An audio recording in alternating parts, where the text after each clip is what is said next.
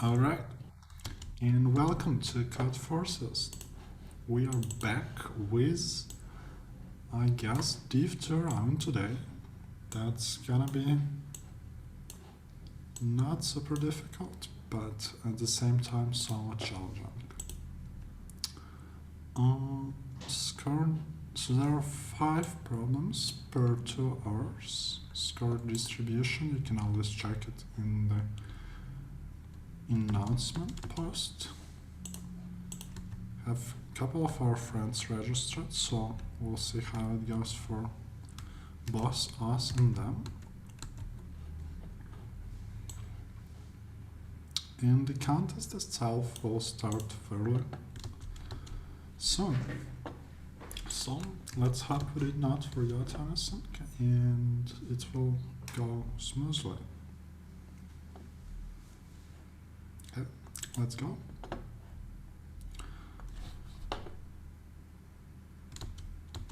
Guess we want to open that and also that straight away.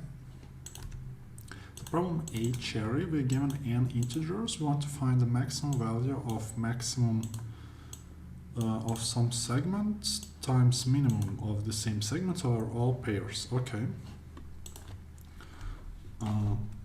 So let's see what we have. First of all, we have several test cases, so we write our standard for loop.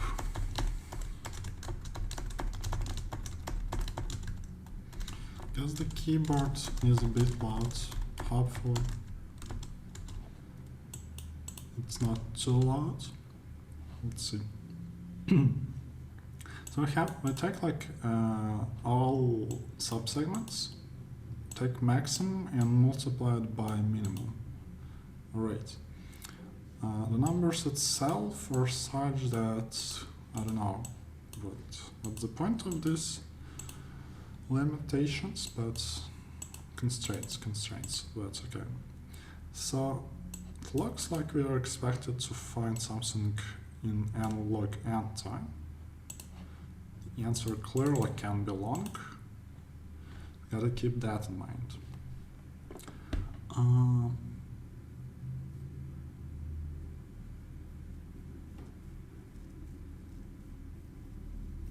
There's something unclear here, like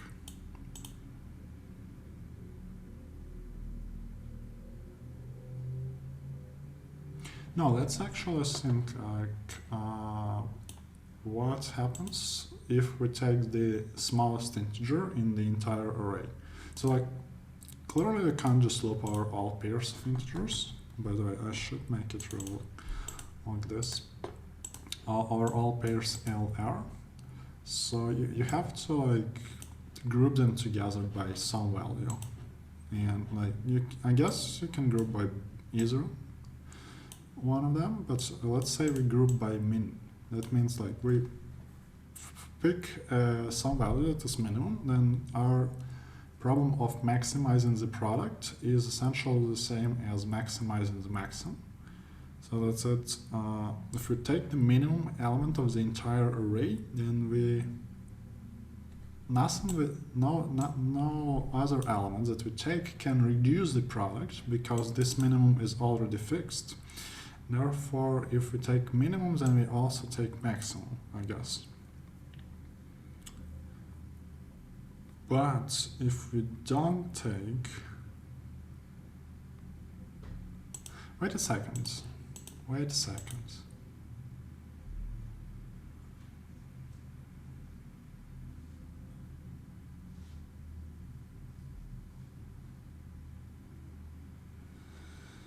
I must be very stupid, but like...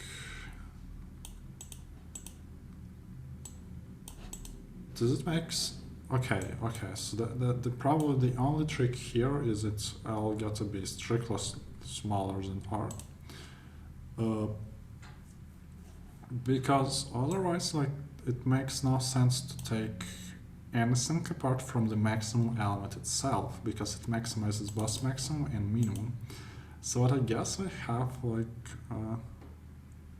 you could find with maximum element, or rather all maximum elements, and then check their left and right neighbors.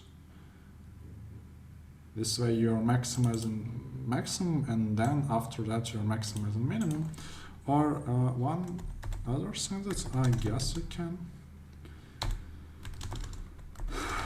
do is not be smart about it and just loop over all pairs of adjacent elements.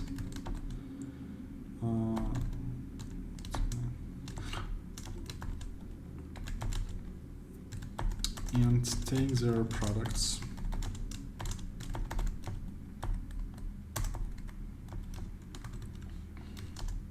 Because if you take 3 elements, it never makes sense.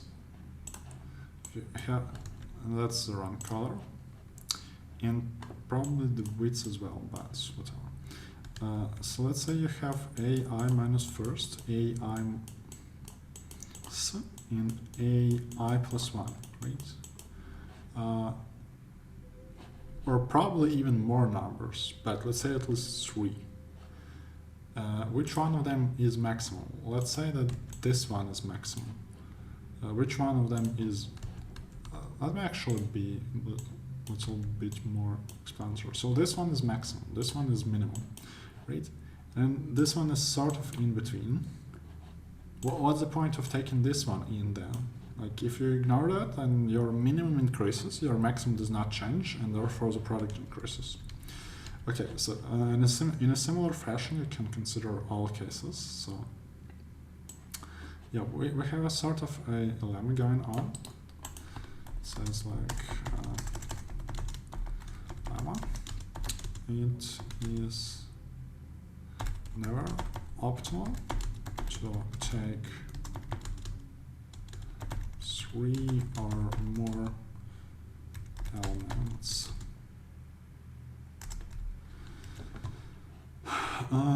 Because you can get rid of one of them, which is not maximum, and oh, that is actually not true.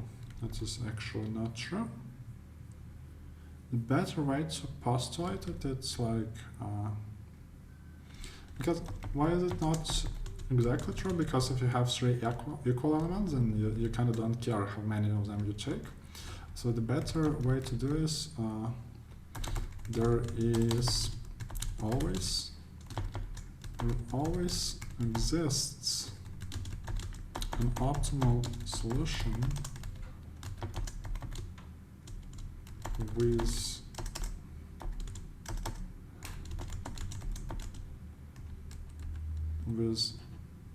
there always exists an optimal solution with R minus L at least must 1. Or you could say like this. Or actually, like, because R is strictly greater than R, then you can just say like this. So that was a bit of necessary lemma to write in your submission, of course. How long is this one? Okay, 69 characters. Okay. I guess we are terribly slow to get this idea. Do we want to test or do we don't? I guess we don't test. Let's take a quick look. 12, like 4 and 3 you can see yet and taken together 3 and 2. And then here I guess those 2? No, probably those 2 actually. I guess.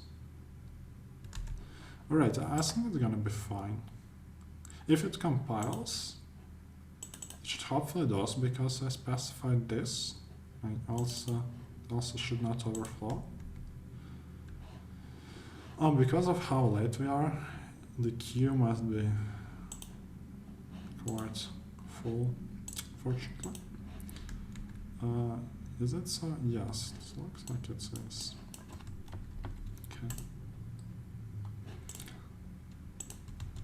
Let's read problem B while we are waiting for this one to get tested. So problem B, Cobb. I'm not exactly sure what that means.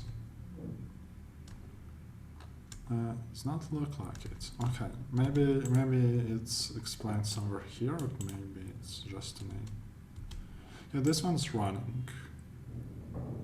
By the way, with like sometimes it does not really make sense to test locally on pretest when there's only one. So like for example here, wrong answer on pretest 1 is not considered a penalty. So that's a cool trick I learned from Erishta, which you can just submit, and the testing system will test it, right? Because you don't get a penalty for wrong answer on test 1. There is still, of course, point in local testing, but like you only if you come up with your own test cases. How is it running that long? Wrong answer. Okay, we should have just tested it.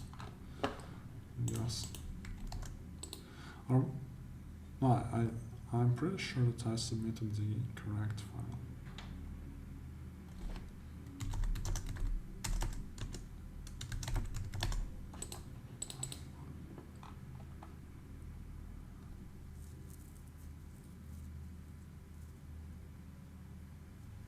Oh, I did not print the new line. Okay, that wasn't necessary. Okay. Codeforces temporarily unavailable.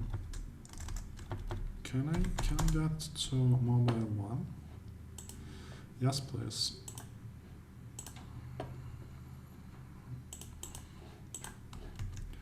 Problem A, language, I guess this one.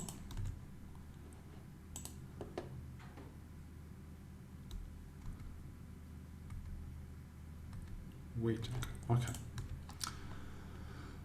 So sometimes there is points in local testing, but okay. Like we still don't get a penalty for this one, so that apart from the wasted time, that's fine. Let's actually start thinking. Apparently we need to. So we're given n integers, and integer k, we want to find the maximum value of that kind of expression where this vertical bar denotes the bitwise OR operator. Okay, that's rather interesting. And I don't usually like bitwise operations because there's clearly no real world history to that problem. Because why would you need to optimize that kind of expression? Which is kind of sad.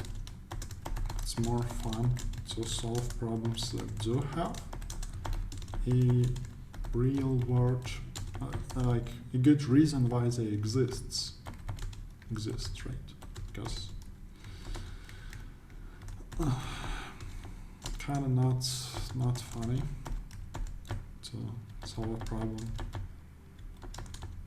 because I don't know. It's like a puzzle in its own. Oh, it's still waiting. Okay. Does this one work better?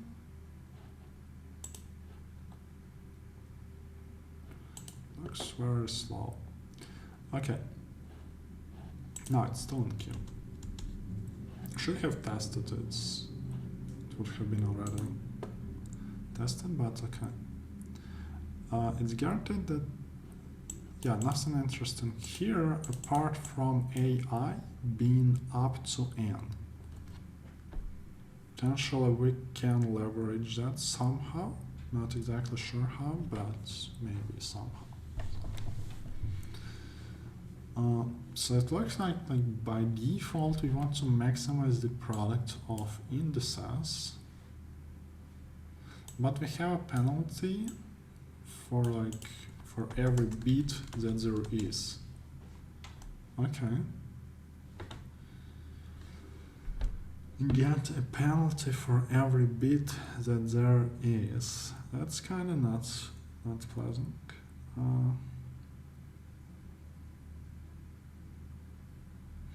Good thing, that is not exactly good, but also k is small. I wonder why. I wonder why k is at most 100.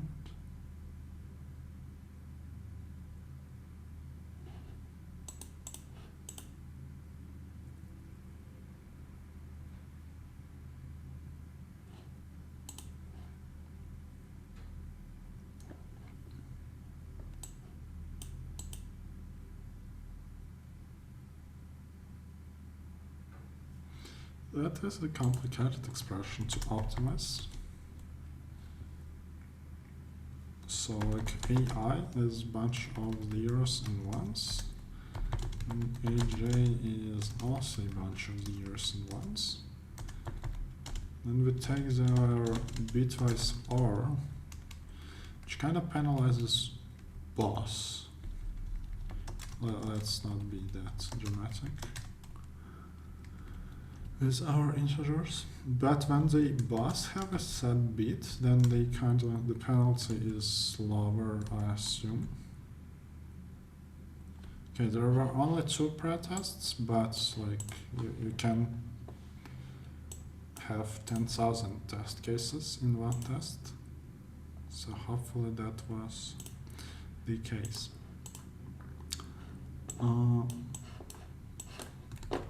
Still, I wonder what was intended in this problem. Like my first guess was that numbers, because they are up to 10 to the 5th, they don't have too many bits set to begin with. So the set of possible penalties that we are getting is not that big, right? But it's kind of unclear how it optimizes when it's in the product.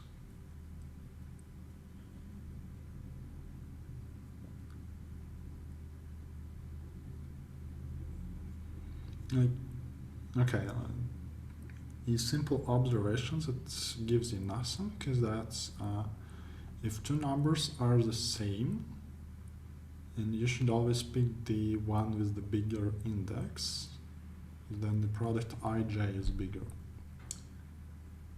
But the fact that it depends on the boss, like the product strongly depends on boss. For it's not very clear how do you want to optimize that kind of expression. Like usually you want to separate I and j, but there is like I don't see a way to do it. Sometimes when you're trying to optimize the product you can take the logarithm, but here you also have that penalty, which suggests that you can't. You also clearly can't just loop over all pairs of I and j.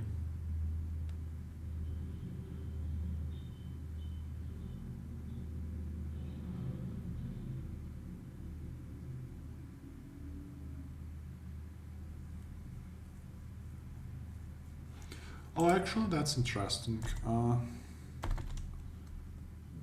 You see, if you take 2 very big indices, like if this is what they wanted, then I'm kind of disappointed with that problem. So if you pick I and j to be as big as possible, and you also notice that like the product is clearly larger than, right? But also you know that AI and AJ are at most n, and therefore it follows, I believe, that their bitwise OR is strictly less than 2n. I'm fairly sure this is how it works, because you can't add new bits in. I mean, you can't increase the number of bits if we remove the leading zeros. So it looks like the number can't increase more than 2 times, and it actually can't increase exactly 2 times. So this sync is less than 2n. Therefore, this penalty that we are getting is at most 200n, which is interesting, because it means that taking I equal to n minus 2, minus 300 is impossible, because even if you then pick maximum value of j, I times j will be n. Well, here we have n squared minus n, pardon my mathematical notation.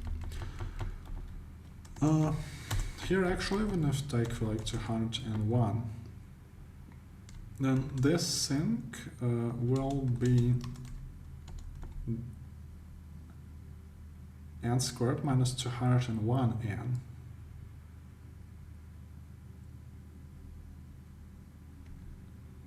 And the point is, like, even if this pair of indices has maximal penalty, it's still at most 200n.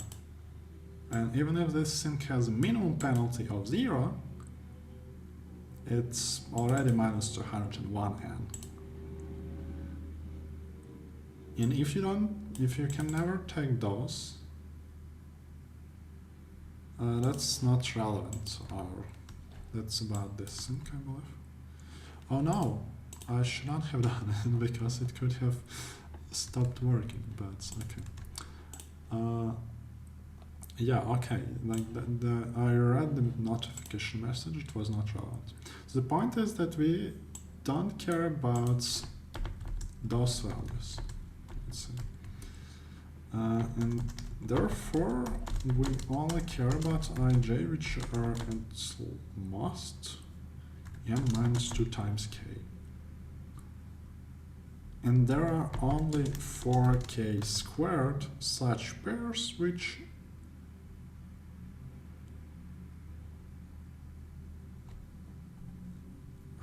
how big is that number? How big is that number? I believe the worst scenario for us is when 3 times 10 to the 5th, that's like sum of all n's. But all n's are actually equal to 100, meaning that we have, I believe, 3000 test cases, in each of which we use 4k squared pairs. Actually 2k squared pairs, because we can say that they are ordered. They are actually ordered. Meaning that we have 20,000, I believe. What's the product of those guys? 16 millions? That should be fine. That should be fine. So that's bound on k is actually essential for our problem.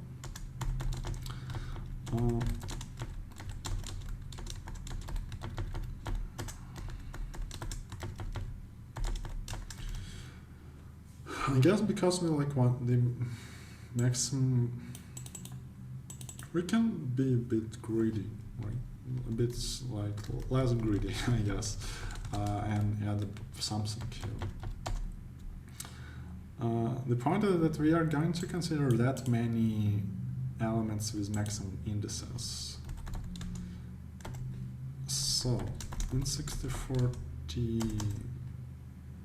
maximum starts as 0. And we want to print that. That's a strange ad hoc problem where like you have to be really careful about constraints. I guess that's what you should do. Read constraints carefully. When you don't have an idea how to solve problem without those constraints.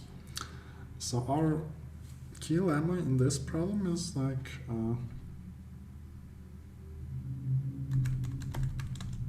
k is small, penalty is also small, and therefore between small values of ij can't make it to the optimal solution.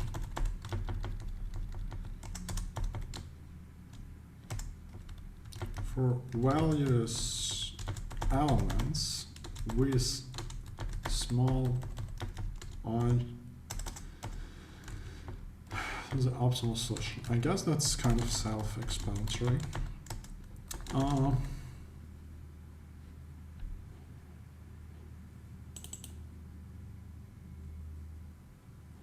This value is greater than n, and we will just get 0, right? And at the same time, even if k is equal to 0, then we will try at least n minus 1.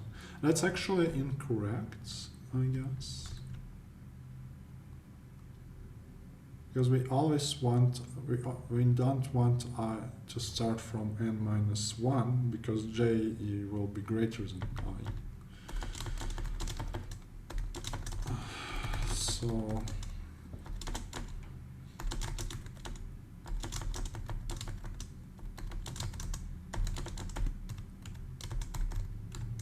I guess that's what we do again. Here should convert to long longs. Should convert to longs this one as well. Here just be careful not to forget anything. Okay. This time we will actually, where is it, test our solution locally, because the queue was long the previous time. It kind of does not feel good to wait that long.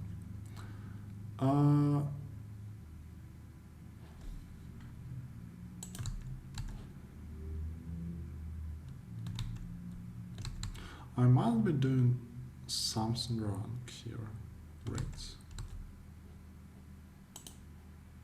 Oh, first of all, the answer can be negative, meaning that we should really do that.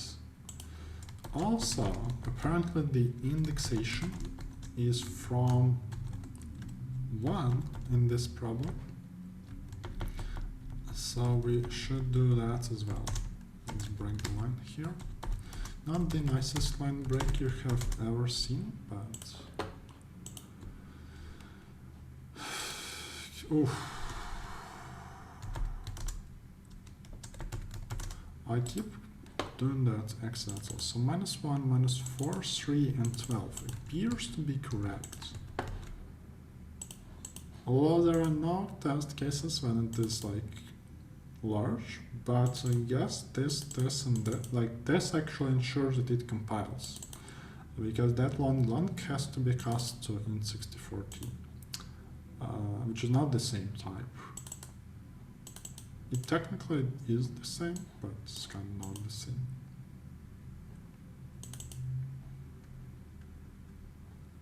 So this one LL ensures that it gets actually long. This one ensures that it compiles, I guess.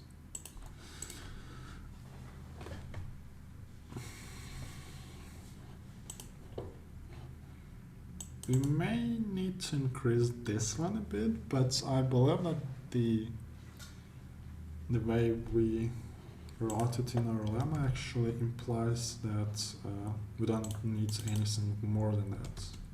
But we don't need exactly that. It's usually good practice to just add something in, because you're always you're always limited from above by n. So this never gets negative. So that's good. But this also should be safe. Problem C, Mikasa. So I feel like those are what? Names? Names. Okay.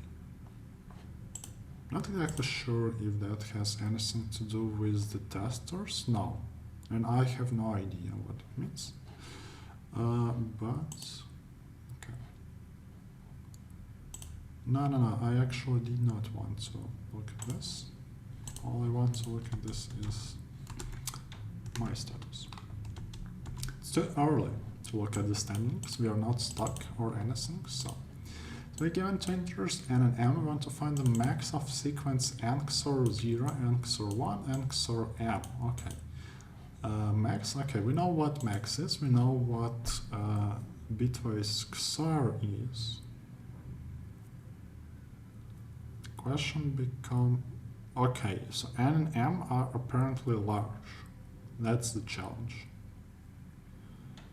And it looks like we want to do that in logarithmic time.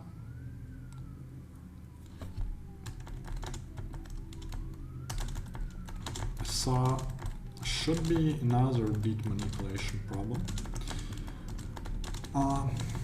I could lie and say that I'm excited about it, but I'm actually not.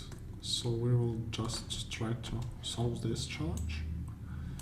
I don't know, maybe there's something more interesting here. It looks like this looks like, oh, actually I don't know what it looks like. I saw that its n is limited, so it looks like cubing dp, but probably not. Okay. So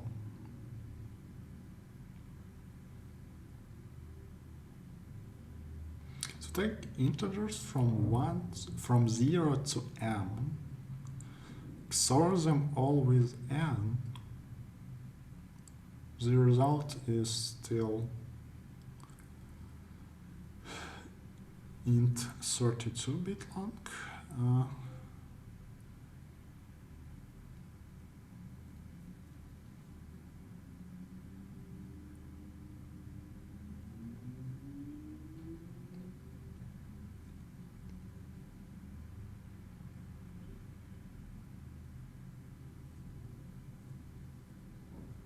So the important question to ask is, how do I get 0? I believe that's what people, problem setters, expected us to ask ourselves. Because what you have looks like this, and you think like, okay, if there is no 0 among those numbers, then answer to the problem is just 0, because how max works. Like you try 0, if it is present, then you try 1, etc. So we kind of know how to solve this equation, right? It's just n. Okay.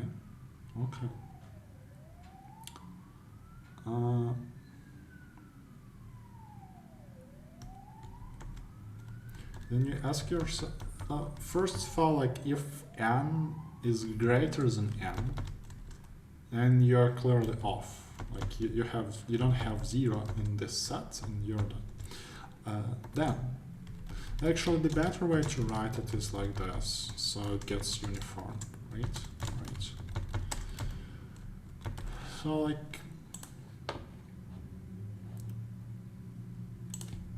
we were trying to look for numbers 0, 1, 2, etc. in this set.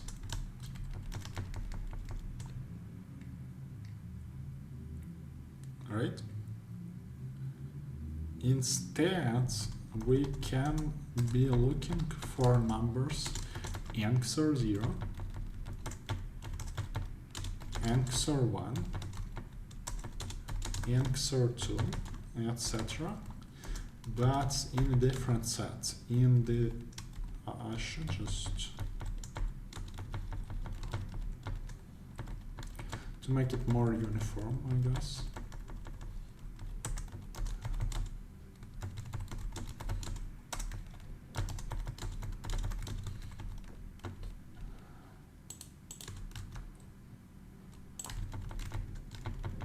And now our problem is to search for those values in the set from 0 to m.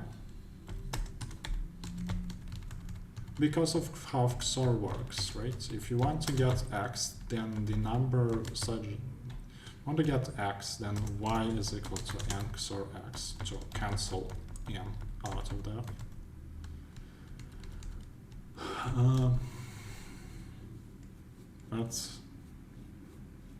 Okay, I assume that looking for those numbers in this set should be simpler,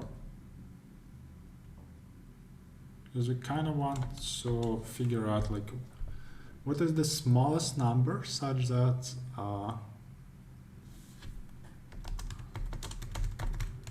smallest k such that n XOR k is greater than m. At least it to like exclude this searching in sets for like large numbers of integers. So that's kind of good.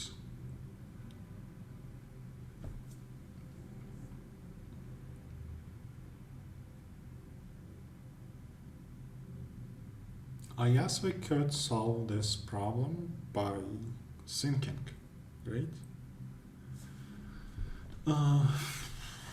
And we could also solve it by binary searching, I believe.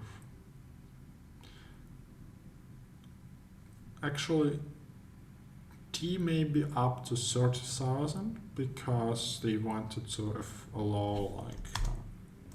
Okay, so I believe that there is like math which works in log of n, let's say, per test case.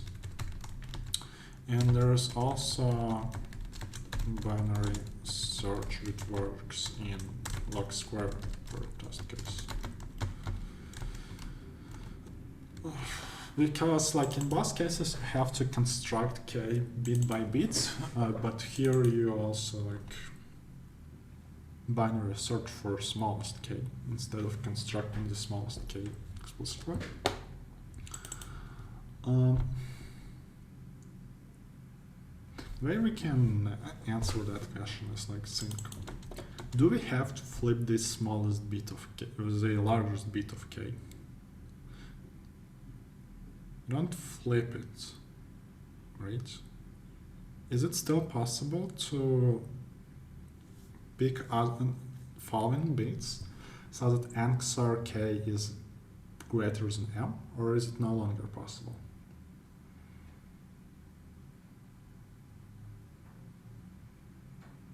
How do we know? How do we know? That's a good question. I imagine like m has a bunch of zeros and ones in it, and m also has a bunch of zeros and ones in it. So here, if you don't, you're trying to construct k, you say, do I need to flip this? Actually, I don't want to flip this because it will flip it off, right? So the first thing you notice, it's probably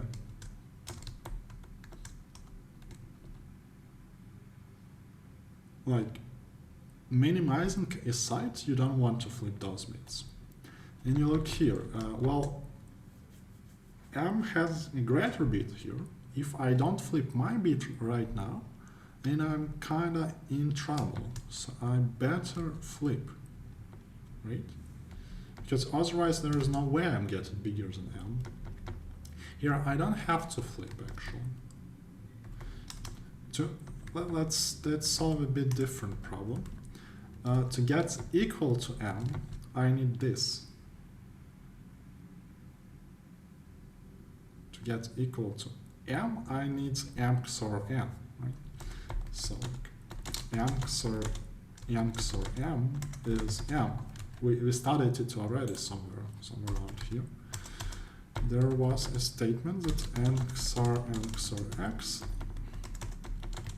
equals x. So that's kind of the starting point, and then you think like, what should I change? And I believe that if you have like a greater bit, then you just don't change it, and you're good. So if you ever have a smaller bit, as long as they are equal, you just get zeros for free. Zeros are good because you're trying to get the smallest k. If you run into a bit that is smaller in n than in m, then you get a flip, because otherwise there is no chance you're getting a bigger number. There could be a chance that you wanted to add one here, but there is no real point in doing that because you're looking up and not here, I mean, because you're looking out for minimal k. So equal bits give you zeros. If m has a greater bit, then you get 1. If n has a greater bit, then you pick 0, and then everything else can be zeros. Because this bit will already ensure that n XOR k is bigger than m. The problem, I believe, is if n has no position which is greater than that of m.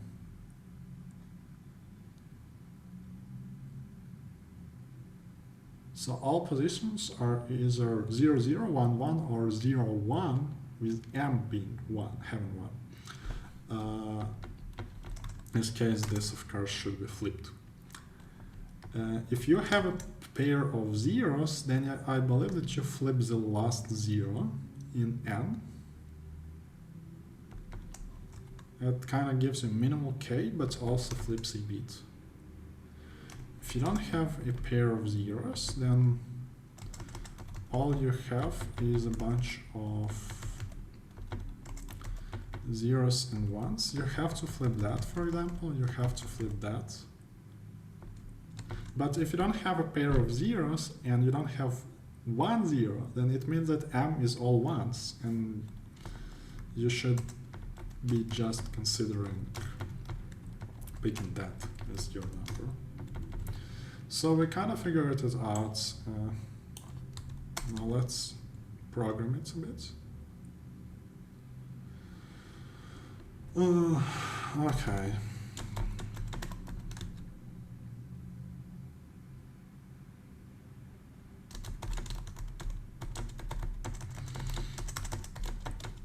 Not exactly happy with how it will look. Well, let's just assume that those guys are actually long. No, it's not good. It was not a good practice. Okay, so from 60 up to down to 0. Okay. So if n and 1 long shifted I should just write 4 statements, and then we will figure out what to put into each of them. Okay, so here both bits are set. Yes, you continue. Like, that's just a placeholder. You could also write this to indicate that you kinda did not forget about it. Just you don't need anything to do. Here, if n has a bit that's greater, then I think you break. Because n XOR k is already greater. If n has a bit off and m has a bit on, then that bit should be going into k for sure. Otherwise, if they are both off,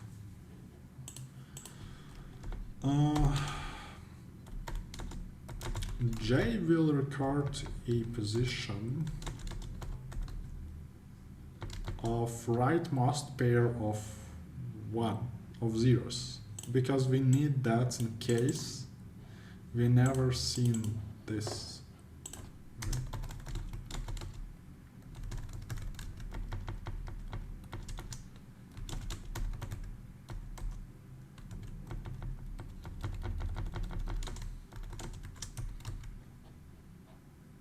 So that kind of breaks. Here we don't have to do anything.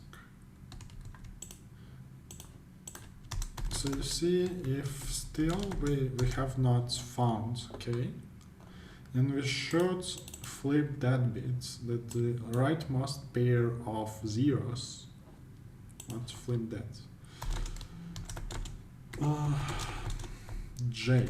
So that's this is that. And below we should be doing fine with something like this. Okay.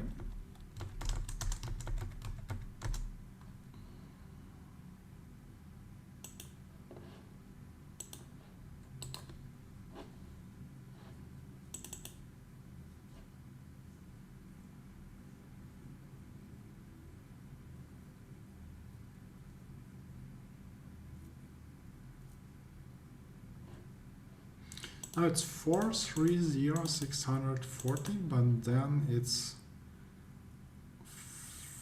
530,867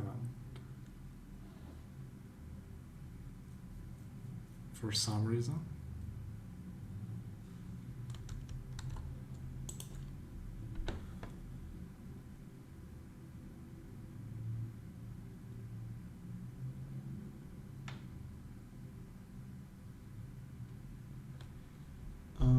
Not exactly sure what this is about. So like we flip, I guess we cut 1 0 not font 0 font. Just a little bit of debug output. Equal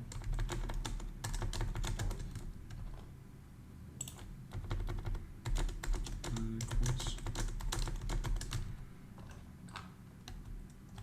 That will be helpful.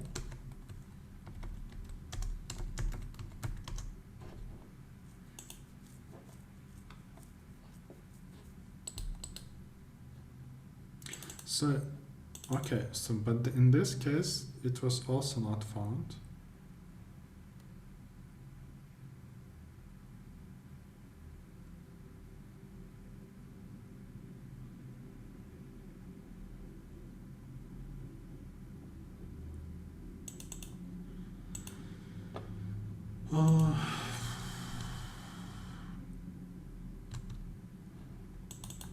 So, okay, here we found 1 0. That's good. Here we did not find it, so we had to pick a location where both have zeros. That's correct. Here, this one does not have zero, so the last one is like 0 1. Oh, because everything to the right of this becomes 0. That's correct. That is correct. That is correct. So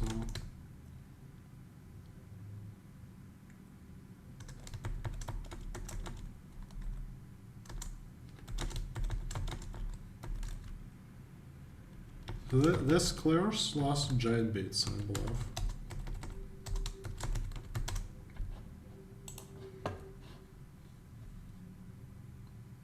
There's probably a better way to do it, but yeah, like because you increased some bit in n, all the following, or in k, all the following bits can be set to 0. They don't matter. That's why. Okay, we'll be extra nice and comment it out, although I don't think that it matters, because I usually use CR tie 0, which means that debug printing is as fast as it could be. So unless I'm printing like more lines than significantly more lines to debug than to actual output, it should be fine. But we'll be extra nice and comment that.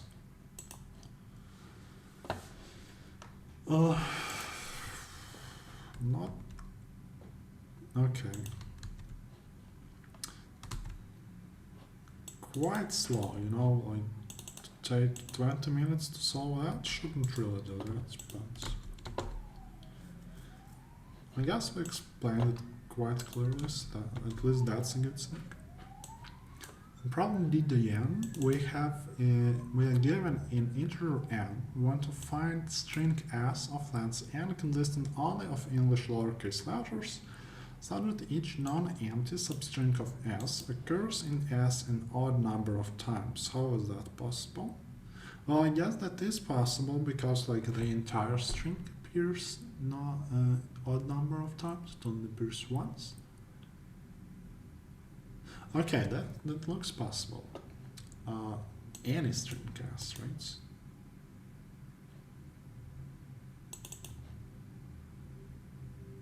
So that's constructive problem. Fascinating. You can see that outer round coordinator was control because that is an interesting problem. Rather, I should say that is an ad hoc problem because it clearly is. I guess I can just allocate memory for that string straight away. I believe the first argument is size, and then let's say we have a dollar here because why not? $M is better than $0, so that's why. Just a common thought to know in case you don't know in string theory. I mean in string algorithms. I believe nobody calls them string theory. Okay. If there are multiple such strings, we can output any. Such a string always exists. Such a string always exists. So with small string, it's not a real deal, right? You can just take that, and this kind of works until you ran into something like this, and you start thinking, okay, how do I construct that problem? That string.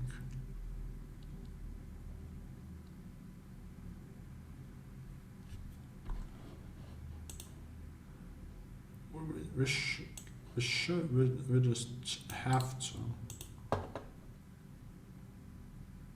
No, that is not what we were looking for. But let's filter out Codeforces.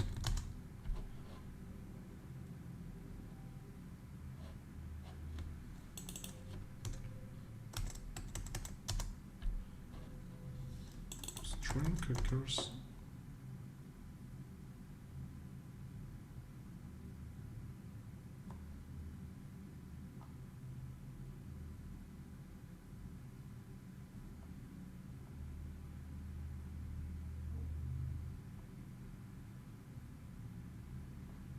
I was wondering if it's a common knowledge in string algorithms, but it looks like it's not. No, it's just I'm not really good at string algorithms, so I usually double check.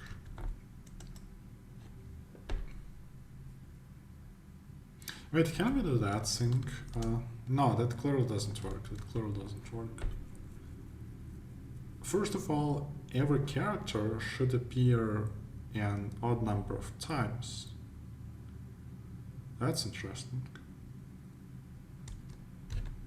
Every character should appear an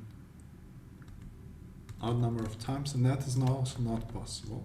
So so ABC is but from different variable names, letter names, I mean, and the unique answer for n equals 3.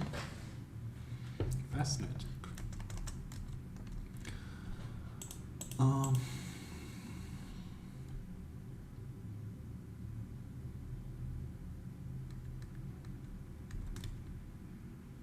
It's not possible because AA appears twice. Is that possible? Is that how it works? And I would prefer it to be this way, I think. Yeah, let's check. Clearly A appears 3 times, B appears once, AB once, BA once, AA once. Everything longer also clearly appears 1 time. So that works.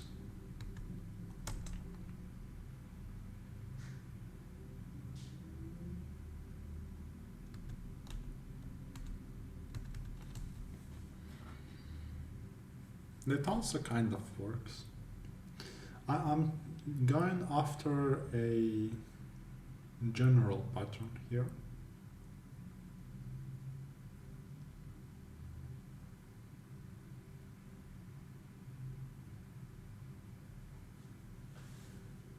Actually doesn't. Okay. No, that does not sound good. 2 character. Okay. Actually, how large is that number? 10 to the 5th. 10 to the 5th. so that's like this. You see my intention? I think I have a way of, okay, 10, 20, 22, 26. Okay, that magically works. That magically works. So what I think is the following. Well, let me show you. We will very likely need those 5 strings. That is not a good thing. So I think that if we have a string s of length n,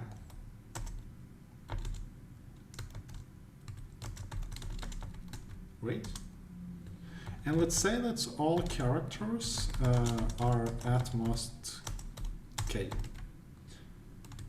K is well, at most a plus k, right? If I'm doing this, then I should be, yeah, okay. S length is equal to n, and Si is at most case letter of the alphabet. Let's look at the following string. Actually, let's say it's strictly smaller because I'm a bit lazy.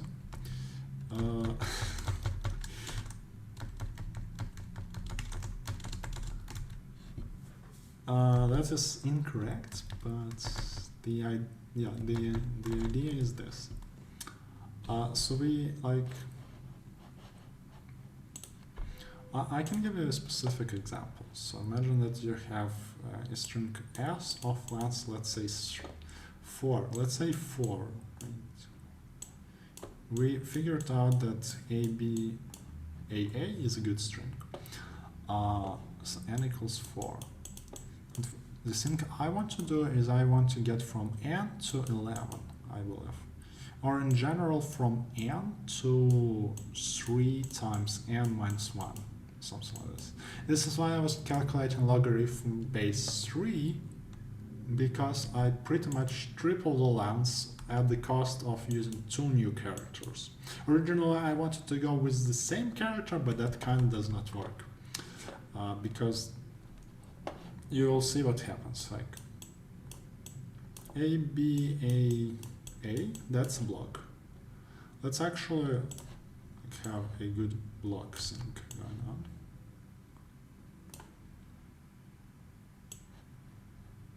That's approximately like this. Then we have one character here, one character here. So that's the same kind of block we're talking, right?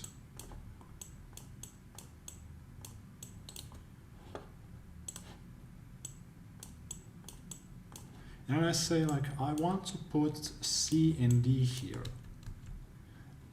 With the idea being that everything that's within those things gets repeated 3 times, which is in odd number. And everything that's, everything that's here is also here and here, right? That's why it's odd number of times. Everything that intersects, that has letter C in it, it's unique because there is only one letter C in our string at all. The same goes with D. And it does not work if you have both C, because then CA clearly appears only 2 times, which is not an odd number last time I checked. So that's why we need 2 characters per pretty much tripling the length.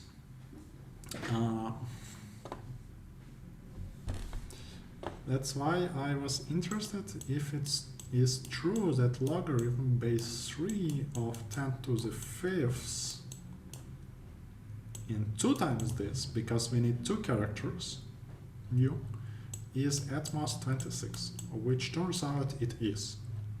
Because this sync is approximately 10.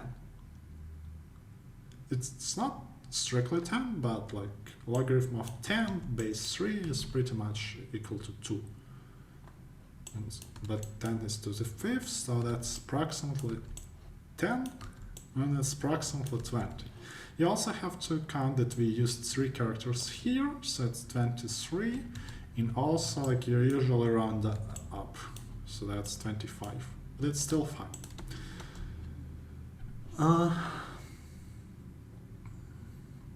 So now the way we are going to construct our string is we will have a function that will be recursive.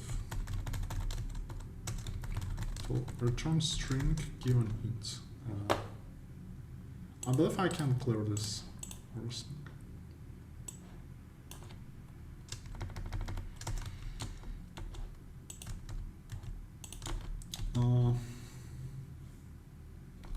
Strictly speaking, it will take 2 ints. Or will it? Now, it will also take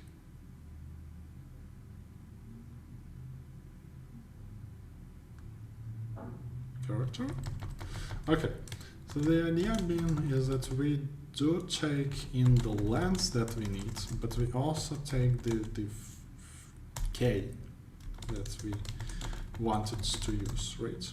Because we need to know which is what is the first free character, so to speak. Let's call it of n and a, because why not? So that is the first free character. So the way it's gonna function, it's gonna say like if n is equal. Let's say if n is at most 4, I have to check, like 1 triple minus 1 gets to 2, not exactly interesting. 2 tripled minus 1. Oh, is there a problem? It's not, there is no problem, right? There's no problem. There's no problem.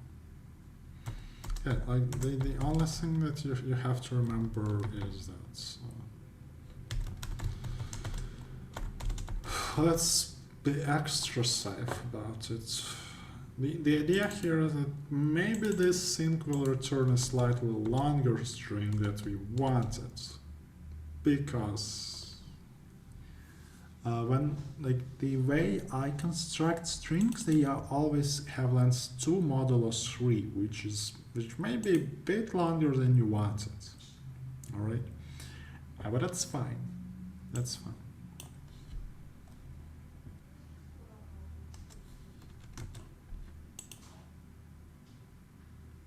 So of length 5, it actually says that we should have picked that string, and it makes sense. Like, okay.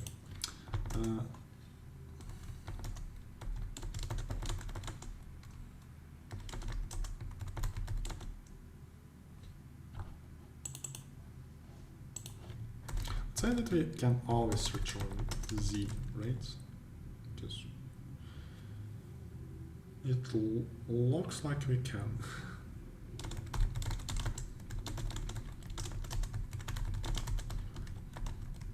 But those letters will never get used, I'm pretty sure. There is probably a better way of doing this, but I don't care.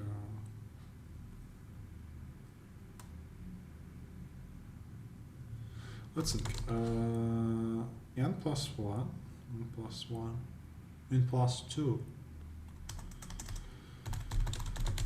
N plus 2 over 3 is the reverse function, I believe.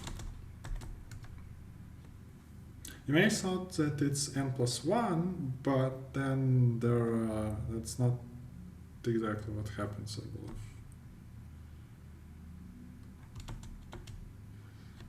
So it's probably this. Now what happens is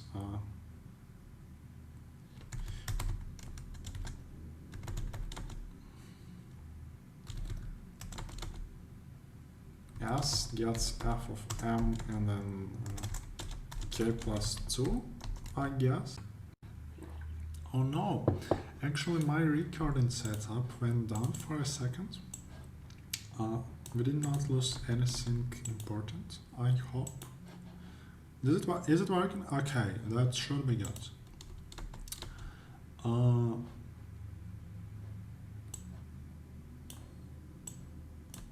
Just realized that I appended it in the wrong place. Okay, so k plus 2 is like we skip 2 characters. Why? Because we want to return, I believe, s plus string 1k plus s plus string 1k plus 1 plus s. Let's see how it works in practice.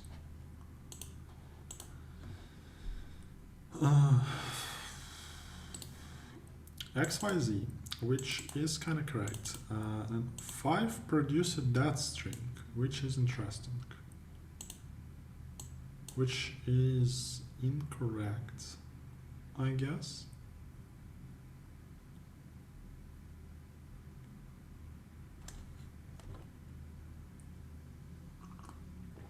Oh, wait a second, because 5 is produced from, oh no, it's not right.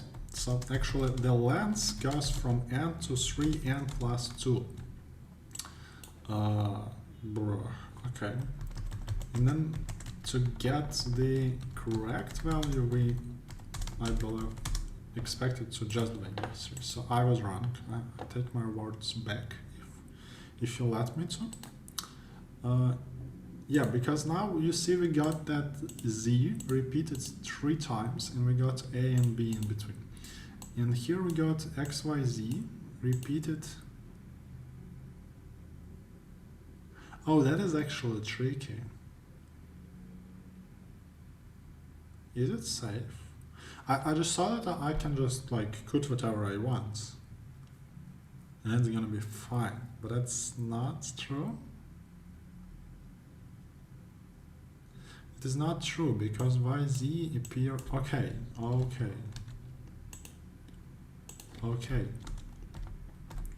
So apparently this only works if n modulus 3 is equal to 2.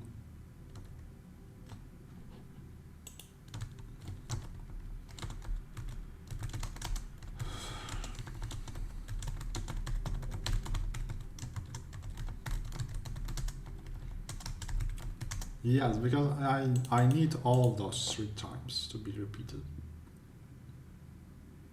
Hello?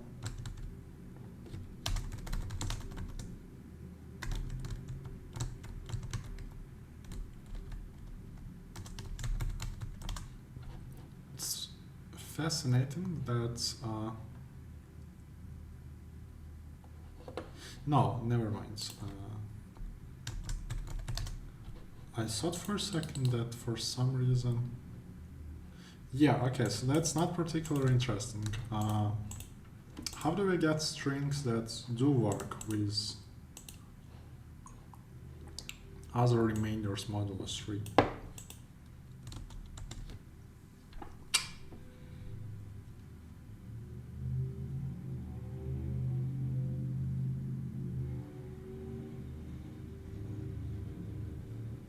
Well, we could, but that sounds suspicious.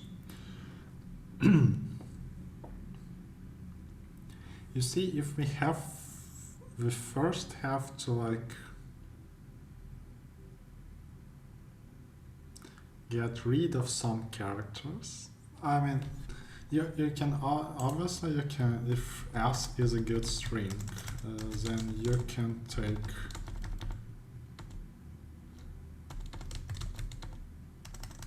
this to get +1, right? It kind of does not work well in the case, like it means that you spend 4 characters per tripling the length, which is not ideal. You can't really afford spending more than 2 characters, I believe. But I have a good idea. If it's equal to, if it's divisible by 3, if it is divisible by 3,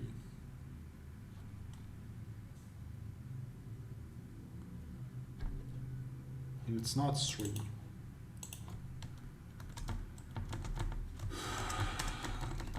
So I will take that. I will take that.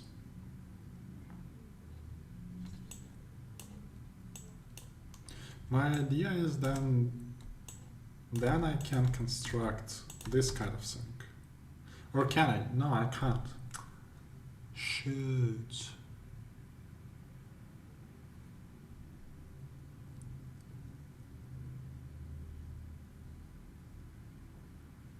I thought for a second, for some reason, that I can do this.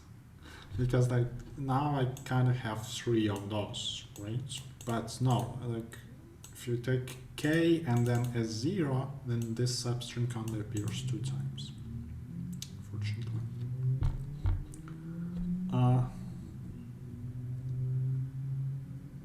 Looks like it's going to be a real pain to get all of those going. Oof. I kind of don't know. My best idea so far is that you can kind of do that. You ask for n-1, and you append that character. But then again, like it's too many characters. I'm pretty sure that it's too many characters.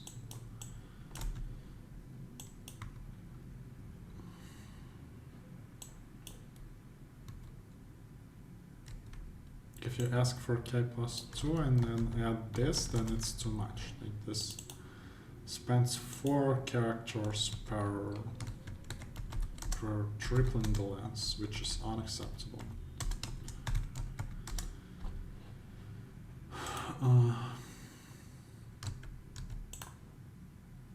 How did it happen that not all paths control the value? Oh, because this technically, yes, technically yes.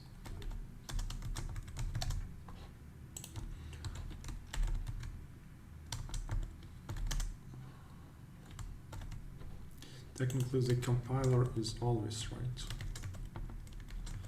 Just clear some of those files. This is a real challenge. We'll be getting numbers which are kind of close to 100,000. So we can start with those straight away. 7, 6, 5. Oh, that will be okay.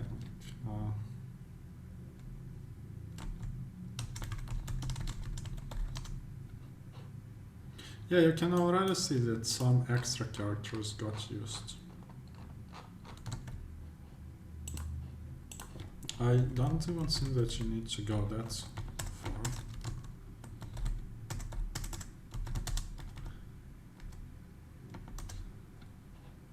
Or maybe you do, so it looks like we are not overusing everything. Here you can see that we appended a b to the end of it for some reason. So this is probably this statement right here. Oh, because that actually is incorrect. Okay. No, I did not recompile, of course. As usual, you know, traditions. Not recompiling your code. That looks rather like it.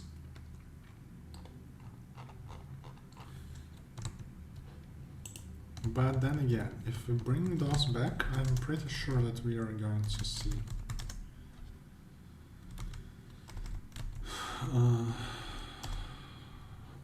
extra characters. I don't know how many, but I'm pretty sure that it's possible to find a bad test case. Like, you need to be more efficient about it than just doing that.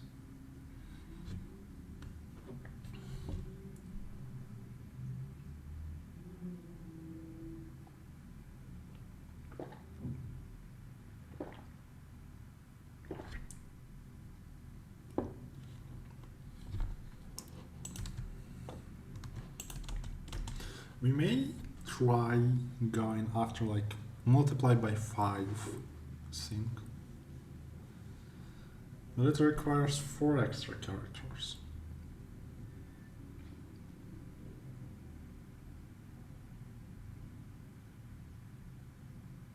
So I would imagine that it's not that. And we are actually like there should be a way to systematically do it and not rely on any luck. Like this, if everything worked like this, then it's a good game, right? Because then we spent 2 new characters per tripling the length. We are okay with it, we calculated logarithms. Here the problem is that this is 4 characters per tripling the length, and we are not okay with this. That is 3 characters per tripling the length. We are also kind of not okay with it. If we pick up, yeah, actually, let's like 100,000 is great, but let's 3 to the 12s, 11s, 10s. Should also use that, I think.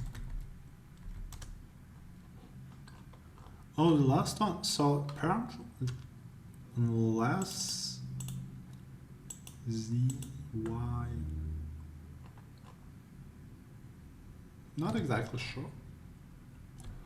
It looks like the powers of 3 kind of works. So maybe we are okay with 3 characters per trip in the lens. Not sure.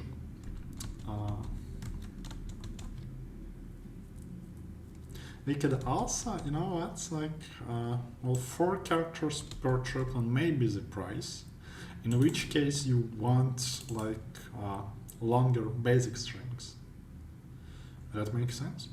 So if you can, if instead of this you can come up with strings, let's say all lengths up to 9 with only 3 characters, and maybe it's also enough, because like you just saved 1 round of logarithm without really using too many strings. So let me pause here for a second, because I drank too much tea apparently. We'll be right back trying to do exactly that. Alright, I'm back and we are trying to solve this problem. I think that the better way to write it down is as follows. So instead of having like specific test cases hard-coded, we will have an array small, which does not really have to change between iterations. So I could do just this.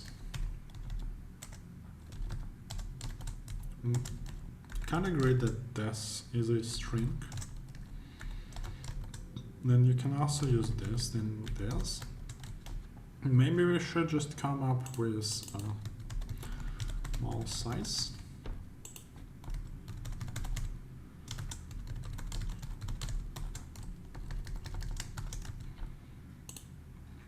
If n is a valid index, then just pick it, please.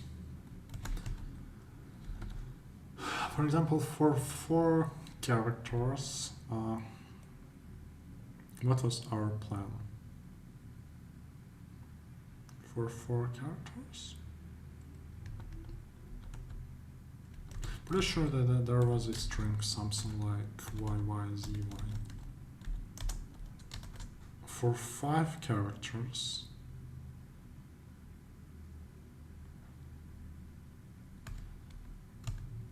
I think this was the most systematic solution that we found.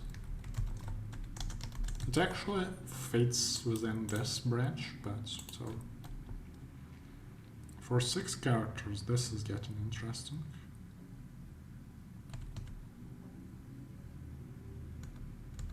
Can we do that? I wonder. This appears once. Everything containing Y clearly appears once. and this XX appears 3 times. So this is also a legal string.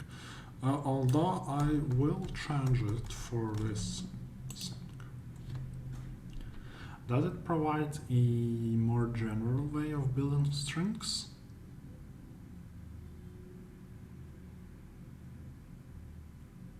I don't think so.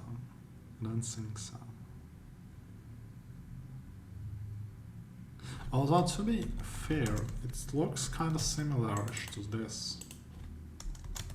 So I wonder, is this a valid string? Because if it is, then we just found a much better way of doing everything we did. So this string repeats clearly here, here.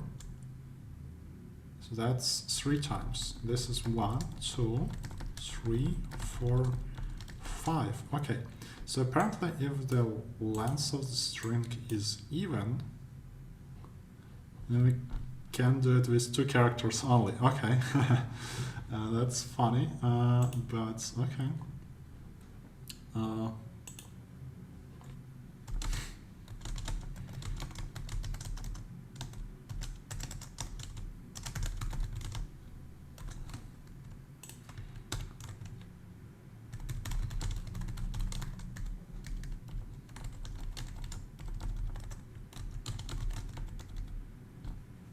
That is funny.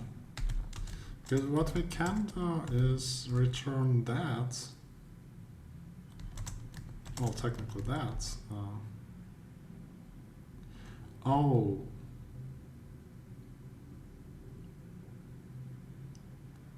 I gotta be careful. Gotta be careful.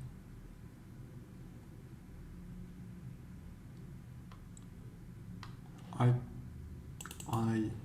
don't think that I should use the same sentinel character.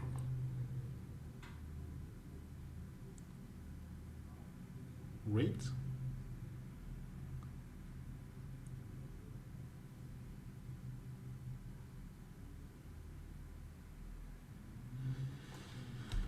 Oof, that hurts my brain. That hurts my brain.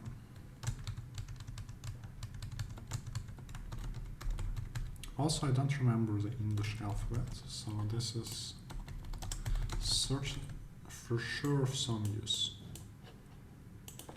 So what I wanted to replicate this that many times, and I wanted to just one W and then n+1 times v again.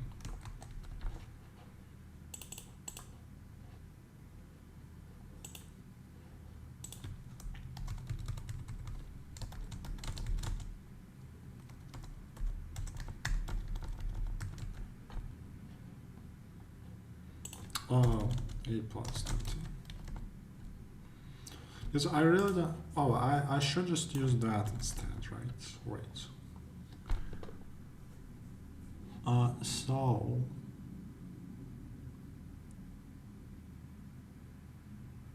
Okay, that is confusing.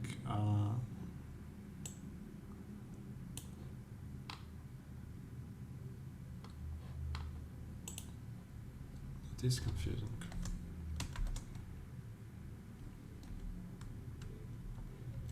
Remember that I always can do this, right? That's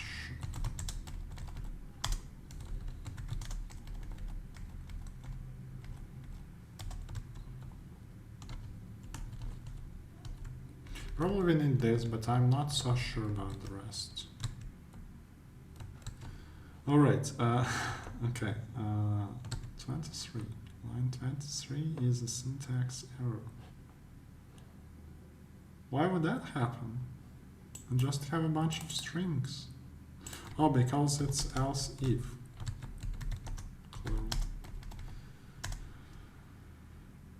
Oh, that is a complicated one.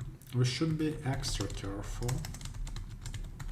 That's why we have that assorted place.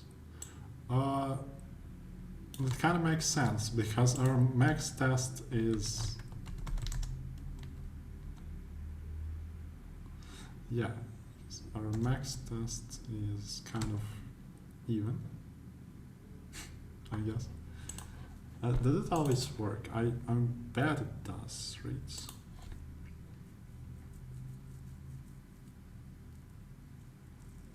No, because like if you consider a string, like if it contains the v, then we are done. It's unique. If it does not contain v, then it's and let's say it's of length k. Let's say it's of length k. And in one part, it appears m plus 1. So, like, here it appears m plus 1 minus k times. Here it appears m plus 2 minus k times. And it's clearly even, or odd, I mean. 2m minus 2k plus 3, it's clearly odd. So, yeah, that looks like it works this way. Wait a second. Wait a second. What I was meant to do.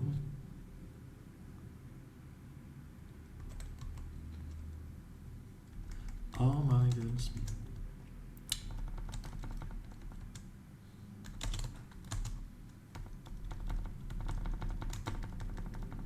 I'm pretty... Okay, multiplying by 3 is apparently a very complicated idea for div2 competition, so I just overcomplicated this problem. That's fine. Because now I started thinking, and I thought like, okay, n is odd, right? Like, let's say 5, right? 5. Instead of constructing this, you can construct, I'm pretty confident, x, y, x, x, z. Do you see the pattern here?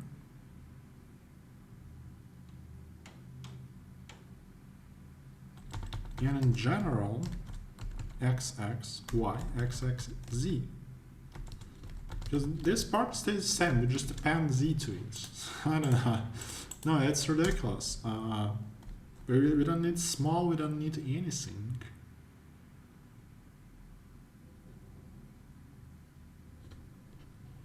It actually even works if n is 3, because then this part is just 0. Okay, so we don't even need recursion. Oh my goodness. How stupid was I? Okay. I need that because I kind of want the half of n. In case you were wondering what's that n. Oof, and we don't need any of those. Okay, that's just ridiculous. Ad hoc problems, man. All you need is one if statement. Forget about everything else. Recursion, never heard of it, man. Just one if statement. Although I should be careful here.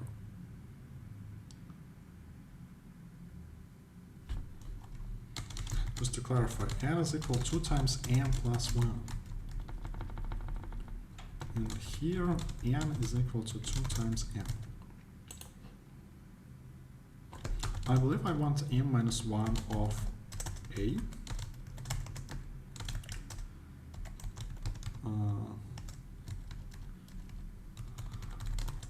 We want 1 of b. Oh, I could just say that I want to bring b.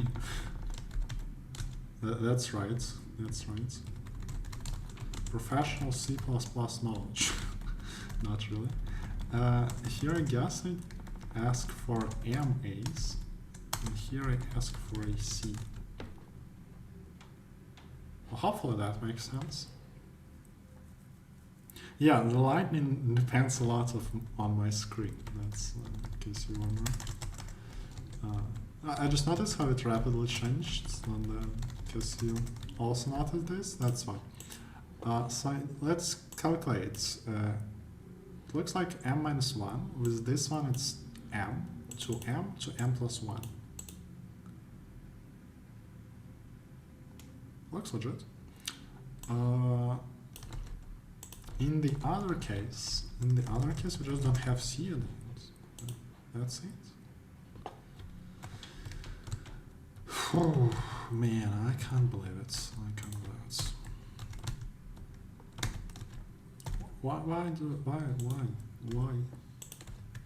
Why this keeps happening? Constructive problems. Well, that was fun, sort of. Ignoring that we used all of our time on it.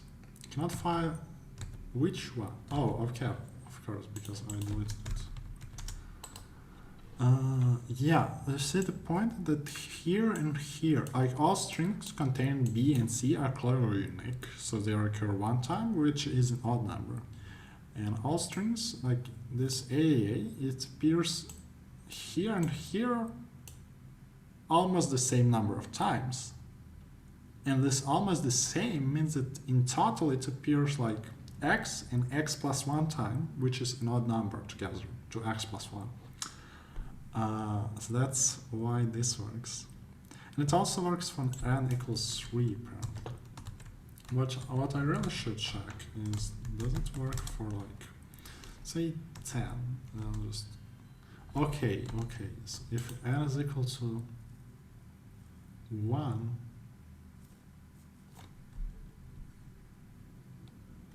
why exactly? Because this is negative. Okay.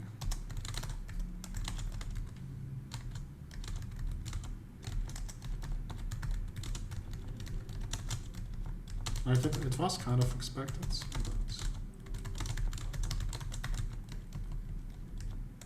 also I'm pretty sure that if we add at least one more case, then I will forget a new line character.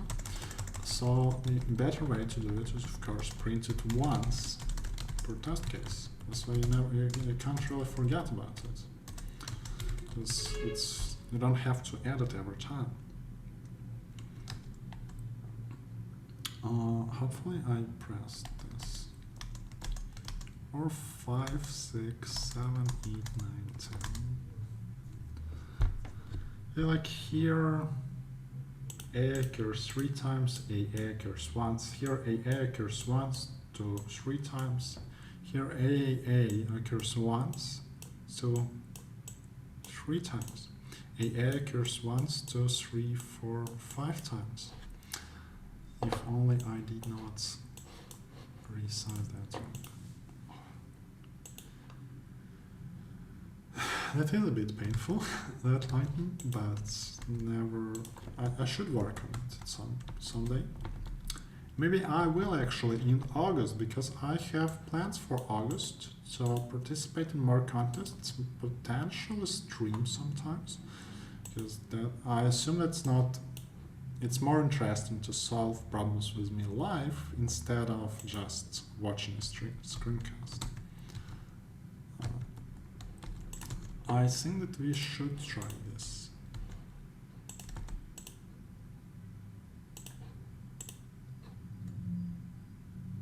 Spent almost an hour on it. It passes pre-tests. Okay. So the last problem I remember is quite complicated, or at least it has a high score. We'll take a look at it in a second.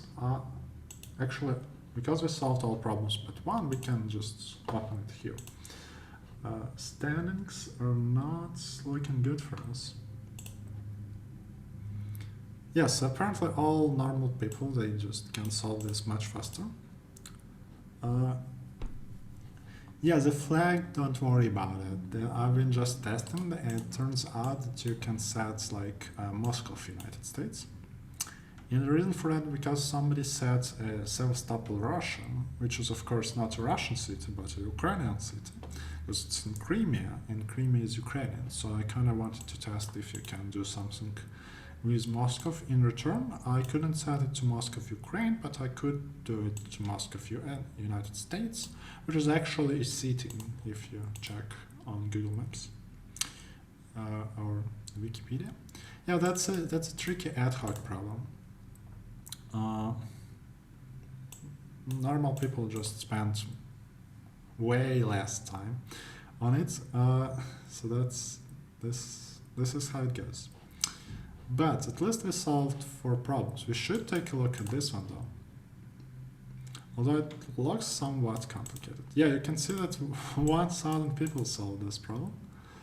And we were not particularly quick, but that's sort of irrelevant. Problem EU. So all those previous problems were named. And this one is named we. So maybe we have a slightly better chance of solving it, I have no idea.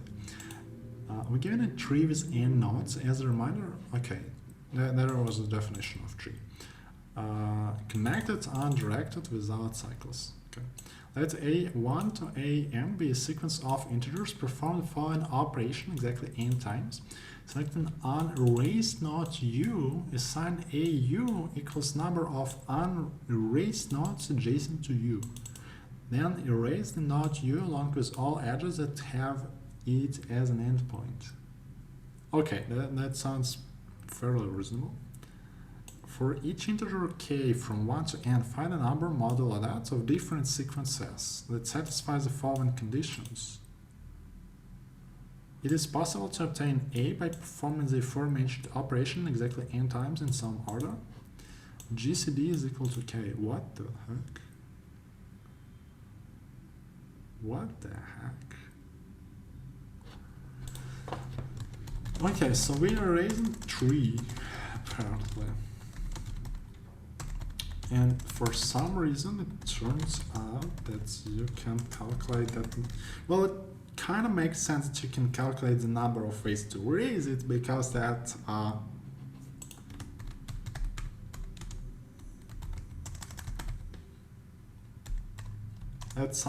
definitely sounds like Kelly's formula. No, that's enumerating trees, but I think that erasing trees is in some way enumerating their vertices. Is that so? No, it's not technically so, because you can have different orders of erasing vertices and still have the same sequence of AIs.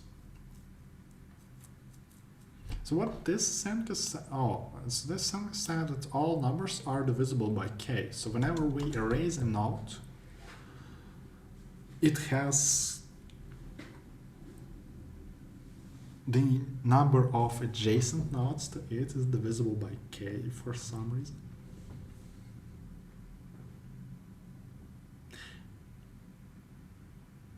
How did that? Wait a second.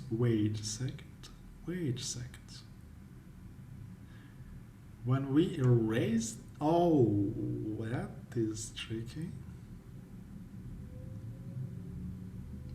For a second I saw that when we erase the last vertex, it's connected to one other vertex, but it is clearly connected to 0 other vertices.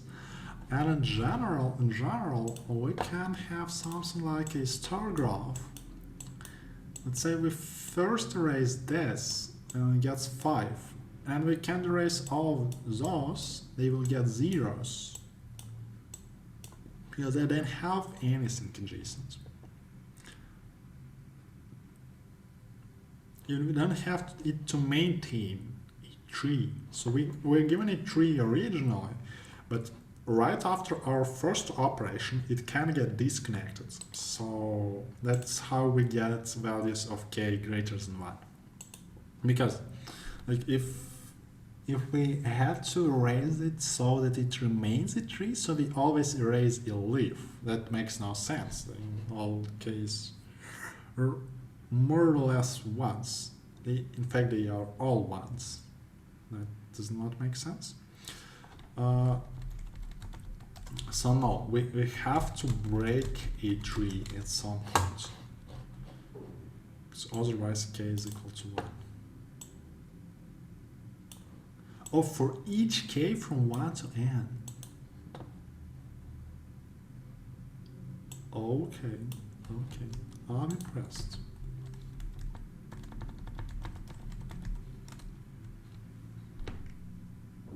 Well, actually, if you start thinking about it, then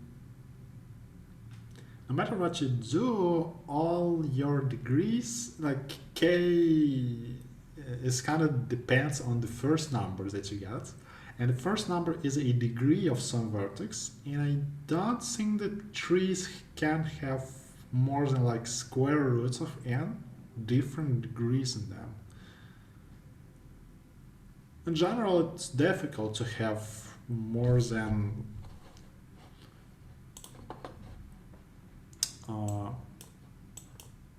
big of square roots of e different degrees.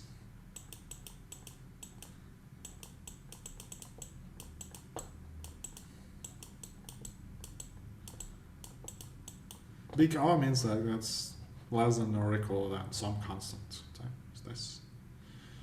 That's why we have inequality here, not like that. That's actually a good joke. Something is less than big O of something.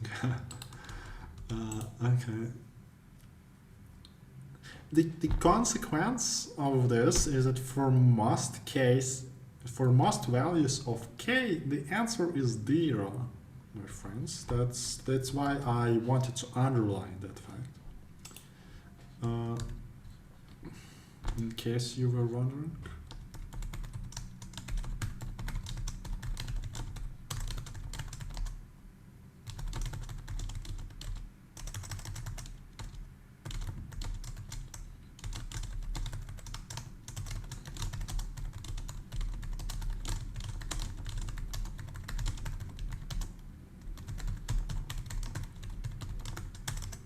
That is rather nice. Like, because we only need to perform any...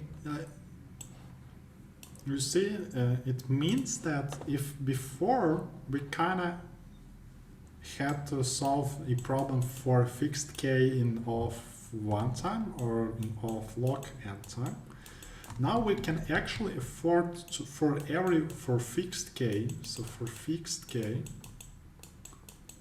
we can afford of n time, because then in overall it will be n square root of n, which is perfectly reasonable for 5 seconds. And there must be a reason why this is 5 seconds. So this is actually an important observation. Like I bet I actually don't think that we are finishing this problem on time, but I'm pretty confident that it is important.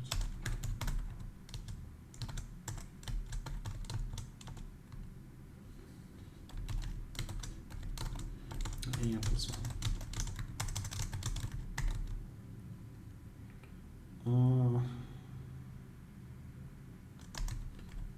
We can use Boolean, but whatever.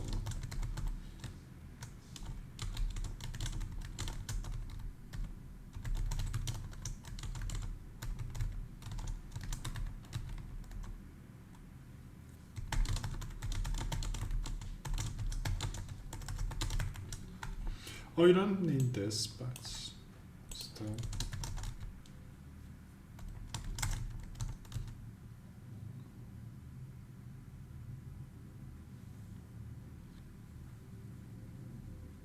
Oh, it's FD.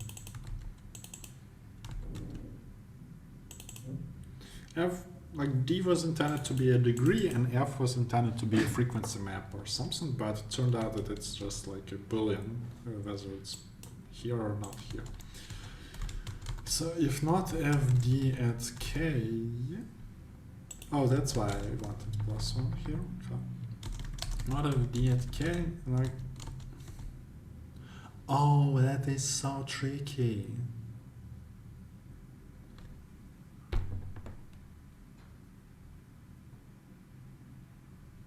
Never mind. Yeah, because we have GCD.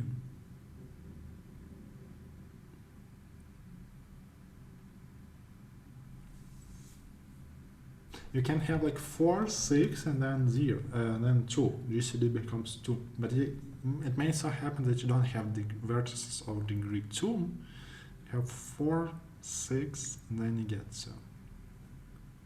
And if you take all divisors, then I don't think it's square root of n of them.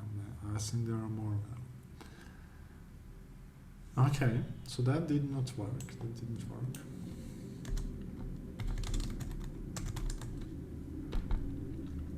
Kind of curious how we did it.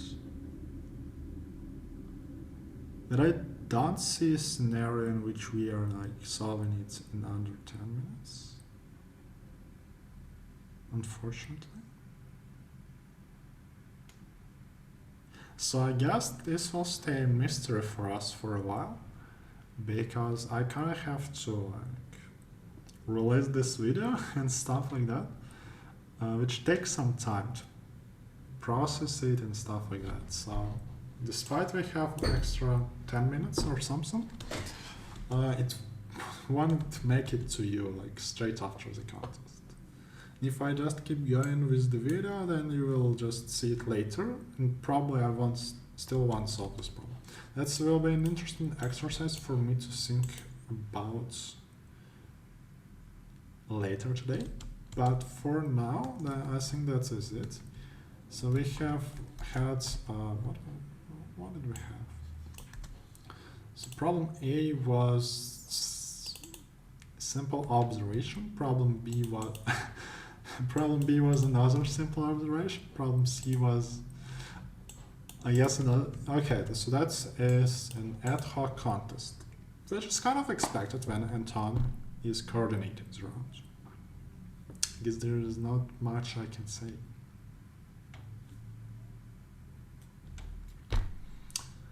You know what?